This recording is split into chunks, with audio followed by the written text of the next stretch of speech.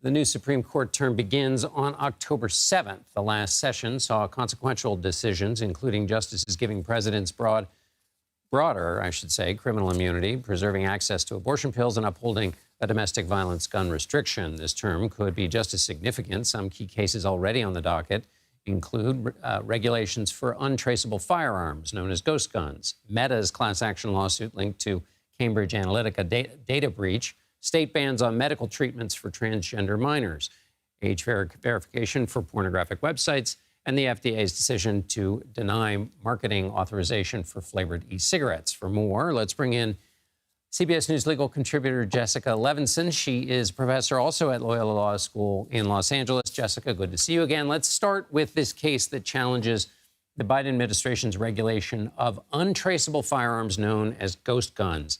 Arguments are set for next Tuesday. What's at stake there?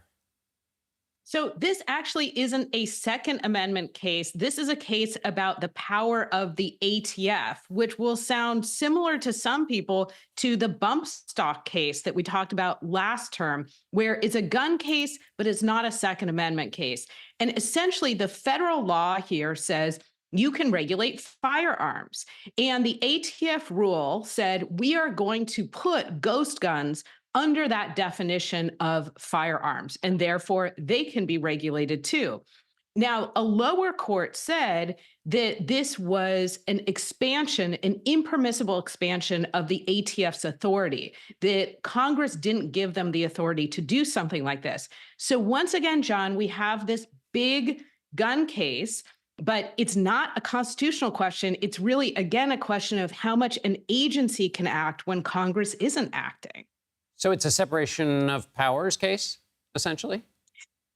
Yeah, so it's a question of, does the executive agency have this power, or do they need Congress to say, now you can regulate ghost guns? So it's a who decides question, which, as I always say to my students, that's a structural question. Who has the power to make this call? Right.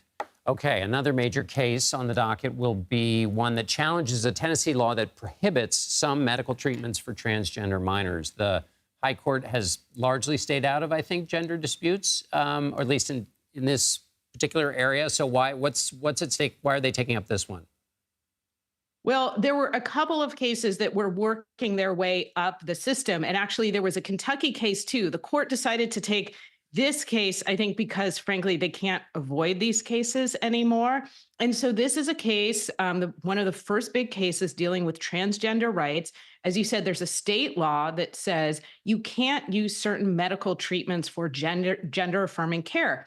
But there are carve-outs, for instance, where certain people can use these types of hormone blockers if they started puberty too early, or if they already started gender-affirming care. This is a case dealing with the 14th Amendment, and the challenge is under the Equal Protection Clause, essentially the argument being that because these medical procedures are available to non-transgender teens, then it violates the Equal Protection Clause to create this classification where the transgender teens cannot use the treatment, but the non-transgender teens can.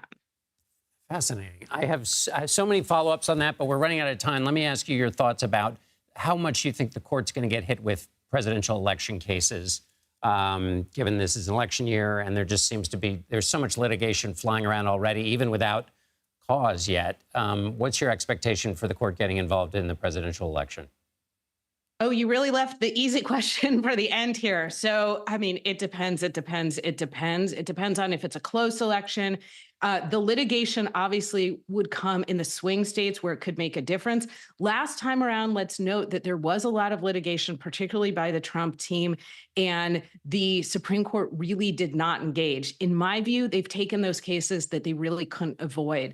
Immunity, the Colorado ballot access case. I think they will try and avoid the election questions if they can.